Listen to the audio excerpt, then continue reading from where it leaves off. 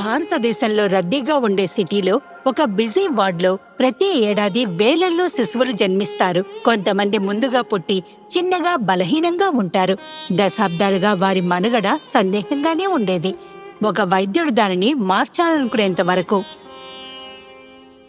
మానవ కరుణామృతం డాక్టర్ అర్మిదా ఫెర్నాండెస్, పద్మశ్రీ 2026. 1943లో కర్ణాటకలోని చారిత్రాత్మక పట్టణమైన ధార్వాడ్లో ఒక ప్రముఖ కవికి, ఒక గృహిణికి ఆప్యాయంగా పుట్టిన బాలిక. చిన్నప్పుడు మా అమ్మ ఎప్పుడూ చెప్పేది, పేదలకు ఇవ్వండి, ఇంకా దేవుడు మీకు 100 రెట్లు తిరిగిస్తాడు. మెడికల్ స్కూల్ వద్ద డాక్టర్ అర్మిదా ఫెర్నాండెస్ గ్రాడ్యుయేషన్లో టాపర్. తర్వాత చదువుల కోసం ధార్వాడ్ నుండి ముంబైకి వెళ్లారు. ఆమె ఒక పీడియాట్రిషియన్ అయ్యింది. పట్టణ పేదలకు సేవ చేయడానికి ఆమె ముంబైలోని ఒక మున్సిపల్ హాస్పిటల్లో ఉద్యోగాన్ని అంగీకరించింది. త్వరలోనే పుట్టిన శిశువుల మరణాల రేటును చూసి ఆమె దిగ్భ్రాంతి చెందింది. చిన్న ప్రయోగాత్మక అధ్యయనాల నుండి లభించిన సమాచారంతో అద్భుతమైన చర్యలు తీసుకున్నారు. ఆమె నవజాత శిశువులకు స్నానం చేయించడం, నోటి ద్వారా గ్లూకోజ్ నీటిని ఇవ్వడం, ఆవు పాలు, పశువుల పాలు ఇవ్వడం, ఇన్క్యుబులేటర్లు వాడటాన్ని నిలిపివేశారు.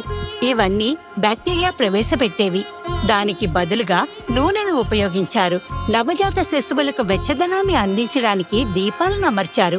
ఇన్ఫెక్షన్ రేట్స్ భారీగా పడిపోయాయి. మనుగడ రేట్లు పెరిగాయి. సందేహించిన ఆమె సహచరులు నమ్మారు. ఈ సులువైన చర్యలు ఇప్పుడు ప్రపంచవ్యాప్త నియమావళిగా మారాయి.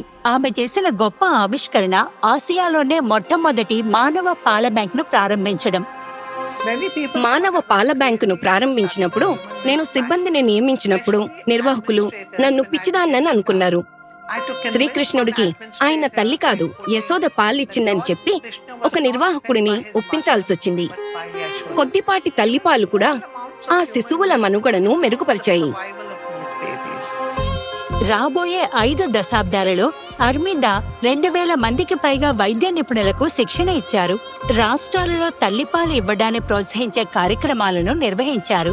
ఆసుపత్రిలో తన పనితో పాటు అర్మిదా స్నేహ అనే ఒక స్వచ్ఛంద సంస్థను ప్రారంభించారు. ధారావిలోని నిరుపేదల ముంగిటికే వైద్య సేవలను అందించారు.